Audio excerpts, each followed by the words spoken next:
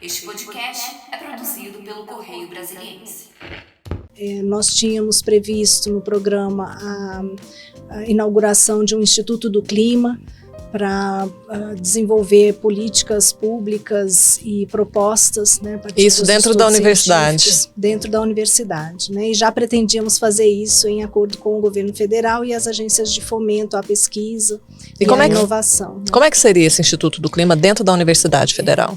A ideia é a gente ter uma rede de pesquisa sediada na Universidade de Brasília, mas que contemple pesquisadores de todo o território nacional e também internacional, colocando a UNB no cenário aí de protagonismo, como ela sempre exerceu, né, em relação aos grandes temas. E esse da emergência climática a gente já tinha apontado, né, como o tema desse momento, um tema urgente que merece discussão qualificada. Olá, nós estamos aqui com mais um podcast do Correio Brasiliense, que hoje recebe a professora Rosana Naves, reitora eleita na UNB pelo Consune na lista tríplice enviada pelo MEC. Quem vai falar com ela hoje aqui comigo é a Camila Germano. Camila, muito obrigada pela presença, pela parceria. Obrigada. Professora, vamos começar falando de um dia, de um assunto quente, literalmente em todos os sentidos, né? O Distrito Federal amanheceu aí com vários focos de incêndio, muita fumaça, especialmente na região norte ali, por conta da queimada do Parque Nacional de Brasília. Um dos pilares da campanha da senhora é a responsabilidade socioambiental. Como é que a gente enfrenta isso, professora? Porque não só no DF, né, mas no país inteiro nós estamos vendo uma situação muito crítica em relação aos incêndios. Isso. Primeiro, bom dia, obrigada pelo convite, Adriana, Camila, um prazer estar de novo com vocês aqui, né, agora nessa condição de cabeça da lista tríplice aprovada pelo Consune na sexta-feira. De fato, como a gente já antecipava na campanha, a questão ambiental, o meio ambiente, ele tem que ser prioritário, né, nas políticas públicas de maneira geral, né. A emergência climática vem se colocando de forma cada vez mais contundente, ou são as enchentes, as chuvas torrenciais, ou são as queimadas, né, ciclicamente tornando inviáveis, né, para nossa própria convivência aqui. Hoje a Brasília amanheceu debaixo de uma forte fumaça, né, a própria Universidade de Brasília, estive lá agora cedo para a abertura do nosso Encontro Nacional de Educação Indígena, e infelizmente, né, deve estar ocorrendo o evento, mas sob uma forte fumaça. Como é que a gente pensa que a universidade pode contribuir, né, com o enfrentamento das emergências climáticas? Primeiro, numa forte parceria com o governo federal, né? Dizia que as universidades federais elas estão por todo o país e elas apresentam corpos técnicos e docentes, né, muito capacitados, expoentes nessa área da discussão sobre o clima e as emergências climáticas. Então, promover essa rede junto às universidades federais, em parceria com o governo federal, agora que está sendo discutida e criada a autoridade climática, né, no Brasil, é essencial. Então, a Universidade de Brasília, por meio do nosso programa, logo agora a gente pretende entrar em interlocução mesmo com o governo federal. Nós tínhamos previsto no programa a inauguração de um Instituto do Clima para desenvolver políticas públicas e propostas, né, a partir isso dentro da universidade. Dentro da universidade, né, e já pretendíamos fazer isso em acordo com o governo federal e as agências de fomento à pesquisa e à inovação. Como é que seria esse Instituto do Clima dentro da Universidade Federal? A ideia é a gente ter uma rede de pesquisa sediada na Universidade de Brasília, mas que contemple pesquisadores de todo o território nacional e também internacional, colocando a UNB no cenário aí de protagonismo, como ela sempre exerceu, né, em relação aos grandes temas. E esse da emergência climática a gente já tinha apontado, né, como o tema desse momento, um tema urgente que merece discussão qualificada. Aí havia outras ações também, né, por exemplo, a proposta de um selo ambiental para premiar em âmbito nacional as melhores práticas relativas ao meio ambiente, né? E internamente a universidade outras práticas que devem ser intensificadas e até criadas. Por exemplo, o programa Lixo Zero, que estava previsto no nosso programa de gestão, e também avançar na implementação de outras formas de energia, né? A gente já tem várias usinas fotovoltaicas, mas a gente precisa tornar a universidade sustentável em termos de outras formas de energia, né? A senhora falou sobre as pesquisas, e aí é uma parte muito importante o investimento nessas pesquisas, especialmente voltado para o meio ambiente, né? Exatamente, o fomento à pesquisa deve ser direcionado a grandes temas, né? Claro que a gente precisa fomentar a pesquisa de uma maneira geral, mas por isso também o nosso programa falava do clima e da justiça socioambiental para englobar outras áreas do conhecimento, para além daquelas que estão diretamente relacionadas às emergências climáticas, né? Nesse momento, acho que o foco tem que ser mesmo o clima, o meio ambiente, né?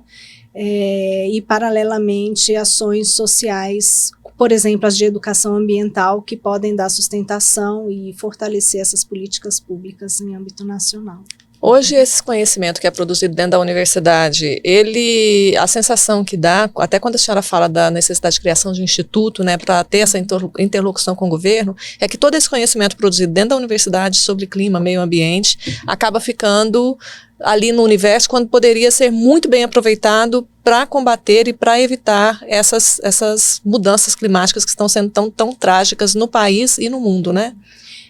O conhecimento produzido na universidade, ele tem um foco direto na produção da pesquisa, mas ele tem que ter também esse foco aplicado na elaboração das políticas públicas, né? Então, essa interlocução entre universidade e governo é muito importante na definição dessas políticas públicas e até na sua implementação, né? Porque as universidades, como estava dizendo, elas são essa rede que está nos territórios, né? E que, a partir da relação com a sociedade, é capaz de promover mudança de perspectiva, né? Então, uma colaboração com o governo é sempre importante para essas definições. E essa interlocução é sempre fácil ou há resistência a depender de cada governo?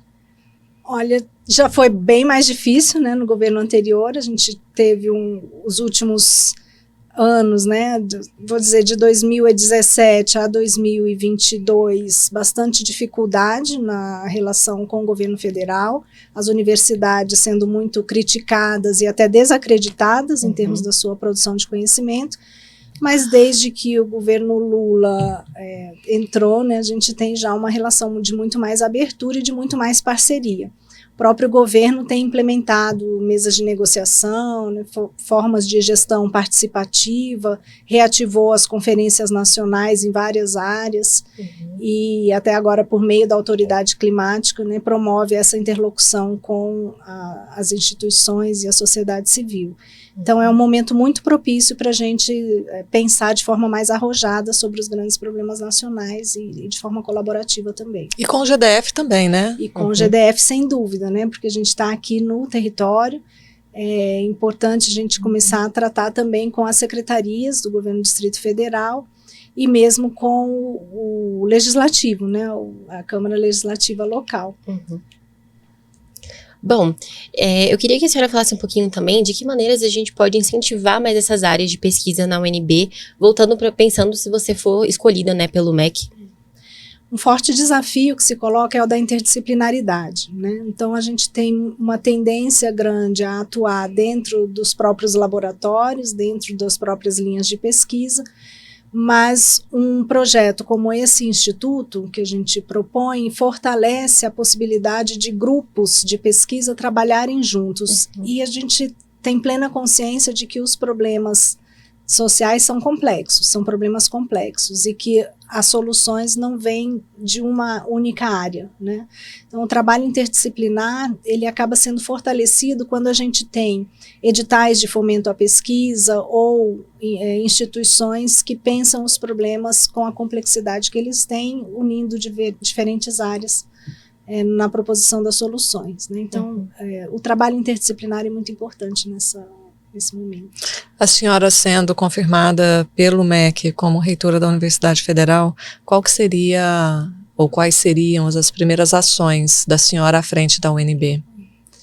Bom, a gente tem, de um lado, essas ações de âmbito maior que extrapolam os próprios muros da universidade, né?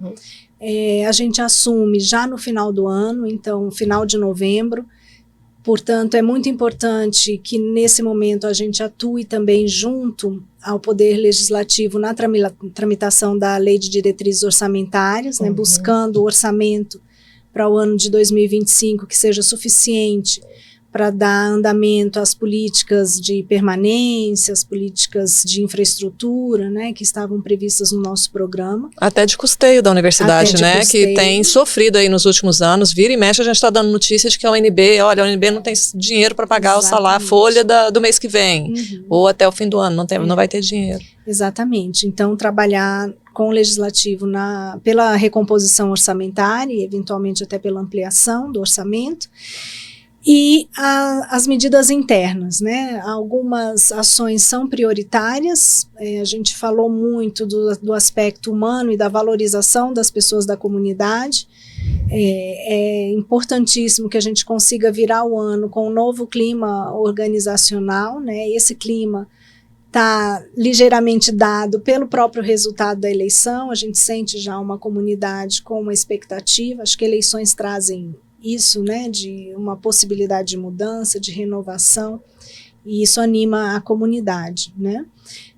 As políticas de permanência, algumas ações podem ser tratadas de forma imediata, em particular no que diz respeito à estabilidade do pagamento das bolsas, né, o próprio estudo sobre o reajuste da Bolsa de Assistência Estudantil, que é uma demanda forte dos estudantes. Moradia, o RU. E aí a gente vai escalonando, né, algumas ações podem ser feitas de forma mais rápida, como essa do reajuste da assistência, que pode ser, um estudo de viabilidade.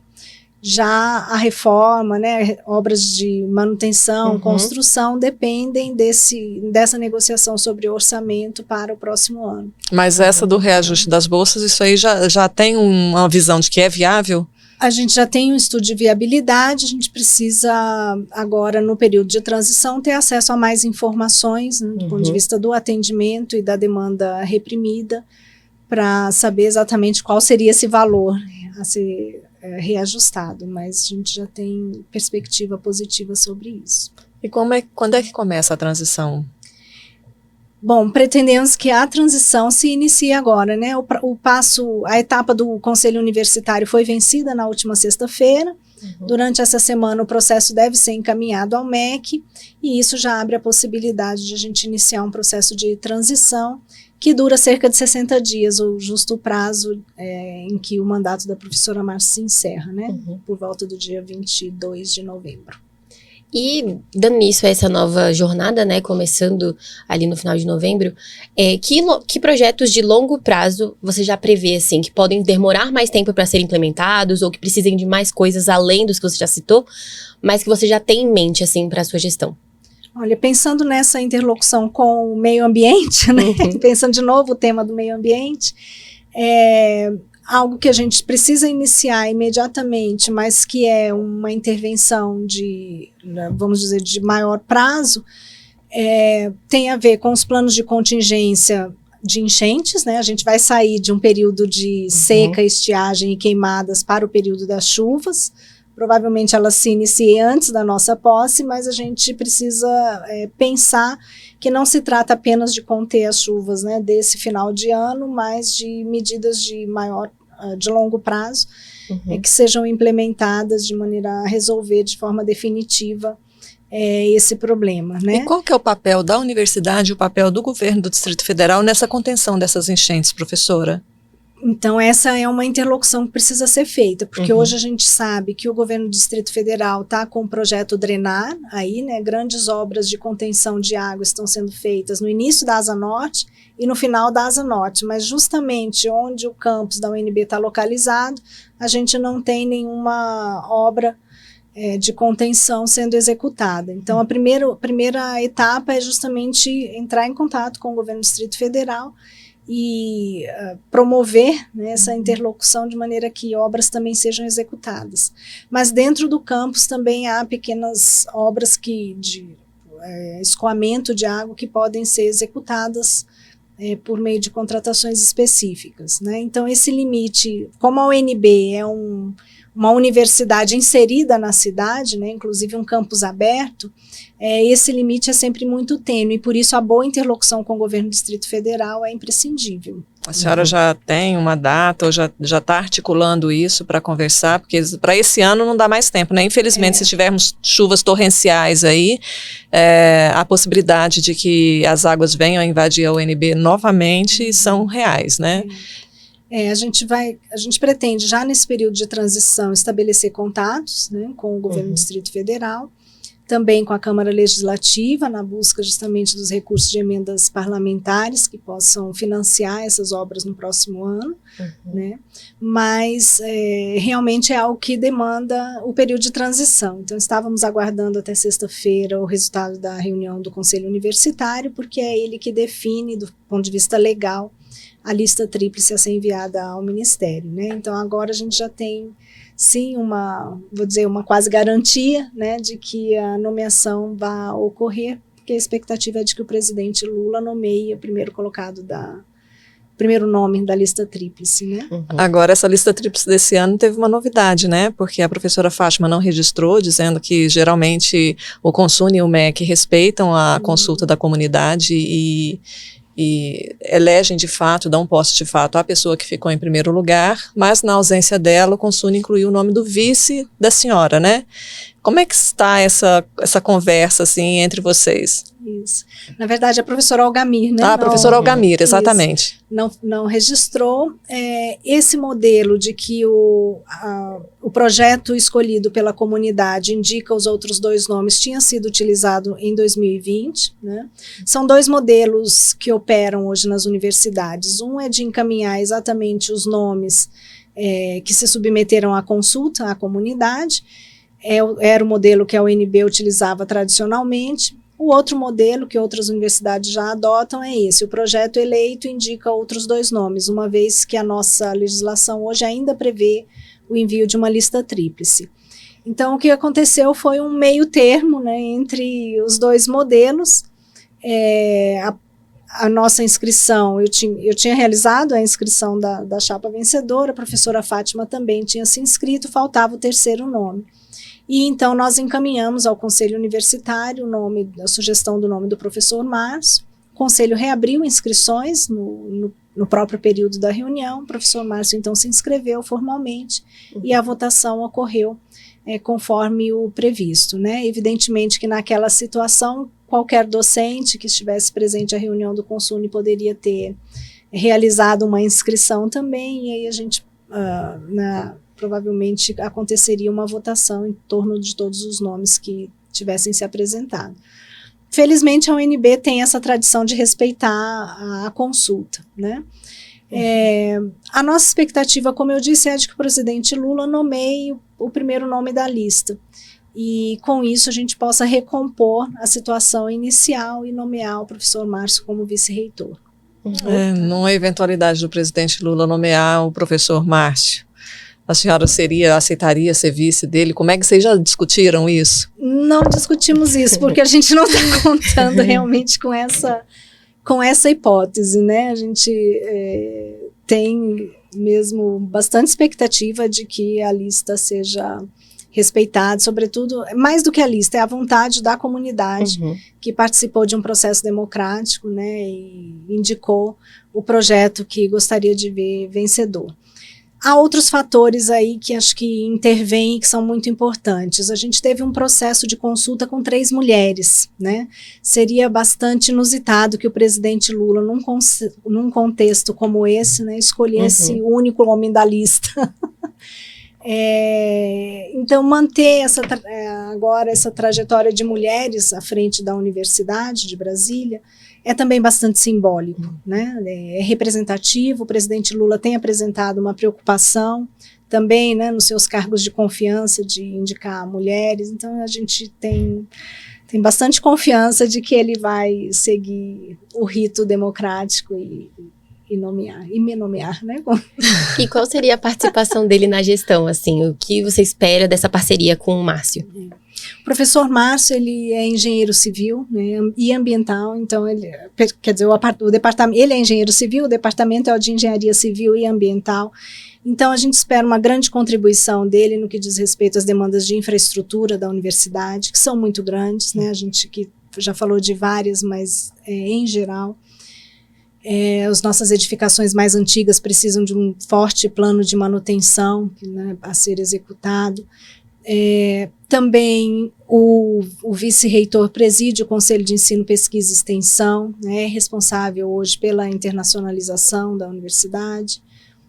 Os problemas de segurança, né, hoje a gente tem indicadores que já reduziram bastante, mas a comunidade ainda carece do que a gente chama sensação de segurança, né, precisamos melhorar esse aspecto E tem uma situação que é complicada, né, porque a polícia militar, se não me engano, não pode entrar, teria que ser a polícia federal. Como é que essa segurança, como é que se garantiria a segurança de uma população como essa num campus aberto, né, com muita vegetação, muito espaço escuro? Como é que se resolve essa questão da segurança que é tão importante para a comunidade acadêmica? Isso, a gente precisa agora, várias medidas foram tomadas, né? A gente teve o uso de tecnologia, por exemplo, com câmeras de monitoramento, a gente tem os contratos terceirizados de vigilância de portaria, né? A gente precisa olhar um pouco melhor para o noturno, o noturno é digamos, o momento da universidade em que as pessoas se sentem mais vulneráveis, né? Corredores de iluminação, manter sempre o campus iluminado, podas de árvore. Então, hoje a gente tem já um conjunto de ações que vêm sendo executadas, mas que precisam de um projeto integrado e setorizado, ou seja, identificar áreas dos campi, aí vou incluir aqui, né, os campi avançados também, Planaltina, Ceilândia e Gama, pensando vulnerabilidades específicas, né? Mas isso também é integrado com a cidade. Então, a gente precisa manter um diálogo com a Secretaria de Segurança Pública do Governo do Distrito Federal, porque, passado o campus, a gente está na cidade, né? Então, a L3 ele divide demarca um território que está em contato com a cidade. Então, é sempre um diálogo que precisa ser estabelecido entre o poder público e a Universidade de Brasília. Bom, uma das coisas que você tratou bastante na campanha foi a questão de manter os estudantes na universidade. Eu queria que você falasse um pouquinho sobre quais são os planos, o que você pensa nessa questão mesmo do que você pode trazer para a gestão, tanto a longo prazo como a curto prazo. Olha, a curto prazo a gente pretende, né, além de revisitar as políticas de assistência estudantil, também renovar os campi com atividades de arte, esporte e cultura. A gente entende que essas atividades são imprescindíveis para renovar a sensação de pertencimento dos estudantes à Universidade de Brasília, né? Algumas medidas são bastante exequíveis e fáceis, né, de pensar em parceria com as unidades acadêmicas que já desenvolvem algumas ações. Por exemplo, pensar uma proposta com estagiários dos cursos de educação física que possam levar atividades esportivas para os campi, ou mesmo promover a abertura do Centro Olímpico para algumas atividades específicas, né, dentro das possibilidades de infraestrutura que a gente tem hoje. Da mesma maneira, a diretoria de esporte e atividades comunitárias que cuida dos aspectos artísticos e culturais e envolvem a comunidade também, né? Trazer a sociedade para dentro da universidade é um outro projeto que a gente pensa também de fácil execução, né? Há outros exemplos, por exemplo, o Domingo na Unicamp, né? Que a gente andou pesquisando como boas práticas e que pretendemos executar na Universidade de Brasília.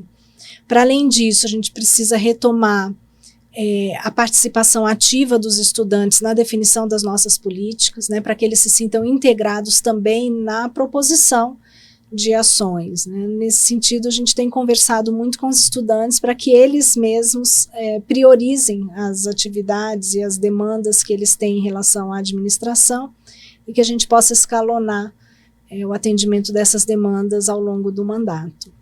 Agora, professora, mudando um pouquinho de assunto, e a senhora bem lembrou, né, 3 candidatas mulheres, né, disputando a reitoria da UNB, e nós mulheres enfrentamos dificuldades em todos os setores da vida pessoal e profissional para a gente chegar em espaços de poder. Nós tivemos recentemente aí um triste episódio do ministro Silvio de Almeida, dos Direitos Humanos, assediando uma ministra de Estado, e parece que tem outras denúncias segundo o movimento Me Too, né? Como é que a senhora pretende trabalhar esse tema do respeito, da equidade e de combate ao assédio dentro da universidade, tanto no âmbito administrativo como entre os estudantes? Bom, o primeiro ponto é a gente conseguir estabelecer um protocolo, né, de registro e de identificação dos casos de assédio e também de outras formas de discriminação, né? Há muitas denúncias de racismo, denúncias de preconceito com a comunidade LGBTQIA+, por exemplo, né? Então são situações bastante diversas que acabam constituindo problemas de convivência, né, bastante fortes na comunidade. Então pensar um protocolo de assédio que defina essas práticas, né, e a partir daí a gente pensar campanhas de prevenção, pensar e executar campanhas de prevenção e de combate ao assédio e as formas de discriminação são, digamos, a ação número 1, né, que a gente precisa fazer. Agora mesmo já está previsto um projeto, né, Maria da Penha vai à escola, que vai formar e capacitar as pessoas da comunidade da Universidade de Brasília, em particular docentes e técnicos, na identificação dessas formas de assédio e de discriminação e orientar, né, quanto às medidas a serem tomadas. Então, campanhas de prevenção, de formação da comunidade, inclusive para os estudantes, são importantes, né, nesse aspecto. Um outro passo é o das denúncias, o registro das denúncias e da apuração dos fatos, né? O que a gente tem hoje, que foi denunciado durante a campanha, é que a gente tem um número muito elevado de denúncias, mas sem os encaminhamentos adequados internamente à universidade. De mais de 200 casos, apenas um teve consequências em termos de punição, né, do agressor. E isso gera uma sensação de impunidade que é muito ruim no combate às práticas inadequadas. Então, capacitar pessoas que saibam lidar com o acolhimento da vítima, de um lado, e com o encaminhamento das denúncias, né, buscando a materialidade dos fatos e promovendo as medidas punitivas, né, que vão diminuir ao longo do tempo a incidência dessas ocorrências, é muito importante. Então são 2 aspectos, né, o aspecto preventivo e o aspecto que eu vou chamar assim corretivo, né, correcional, dessas práticas. E como é que a senhora pensa isso? Só a punição ali, só no âmbito da universidade, ou uma parceria também com as polícias, com as forças de segurança para encaminhamento desses crimes, também pela Polícia Civil? São 2 níveis de atuação. Ou não sei se seria Polícia Civil ou se seria Polícia Federal, no caso, né? Internamente a universidade, em geral, a gente trata com a Polícia Federal, né? Pela área de discricionariedade. Nesse caso, especificamente, a competência da universidade se traduz em termos dos processos administrativos ou processos disciplinares quando se trata de discentes, né? Mas evidentemente que a relação da Universidade de Brasília com a Polícia Federal, ela se faz presente, né, respeitadas as áreas de atuação de cada uma das instituições, né, e os encaminhamentos eles precisam ser feitos, né. A gente teve já casos específicos em que os processos ou as pessoas foram direcionadas, né, a fazerem contato com as instâncias do poder público legítimas para dar encaminhamento às apurações. Bom, eu queria falar só um pouquinho também sobre a questão da inclusão de alunos PCD. Eu não sei se é alguma preocupação da sua gestão, eu queria que você falasse um pouquinho sobre isso, se já tem alguma coisa. É uma preocupação grande, na verdade. Eu mesma, sendo professora de linguística, atuo muito com os estudantes surdos, né? A gente tem uma pesquisa forte, hoje eu tenho 3 orientandos surdos. Então, é um aspecto que foi muito presente na nossa campanha e no nosso programa. A gente falou das questões de infraestrutura, então, por exemplo, obras de acessibilidade física, né, que não se traduzem só do prédio para dentro, né, por exemplo, instalação de elevadores, mas se traduzem também na reforma das calçadas, os calçamentos acessíveis, né, para os estudantes, são medidas que estão previstas. A gente tem também a acessibilidade física como um dos critérios de prioridade de obras, é algo que a gente gostaria de tratar já agora no final do ano com o poder público, né? A acessibilidade linguística, no caso dos estudantes surdos, também é imprescindível. No governo Bolsonaro houve a extinção do cargo de tradutor e intérprete de Libras, é uma outra negociação que a gente precisa fazer com o governo federal, no sentido de recriar, né, esse curso. A gente tem uma lei de Libras que exige que as instituições educacionais ofereçam a interpretação em língua de sinais para os surdos, e hoje a gente não pode contratar, é complicado isso. E como é que está se dando a formação dessas pessoas, professora, num cenário como esse? Um cenário muito restritivo. A gente tem um corpo que tinha sido contratado anteriormente, mas que hoje vai se mostrando insuficiente para atender a demanda, que é crescente, né? De início, a gente teve essa ação muito direcionada à criação de novos cursos de língua de sinais brasileira e educação bilíngue, mas agora, com a política de cotas que inclui a pessoa com deficiência, a demanda cresce exponencialmente. Então, reabrir o cargo, né? Recriar o cargo e reabrir os concursos é fundamental para que a gente consiga atender essa demanda. Por hora, a gente está conseguindo contratações temporárias, mas que inviabilizam um programa de longo prazo, um atendimento de longo prazo, porque para cada área do conhecimento a gente tem um atendimento específico, né? E que as pessoas possam permanecer na universidade, se aprimorar nessa área é imprescindível, tá?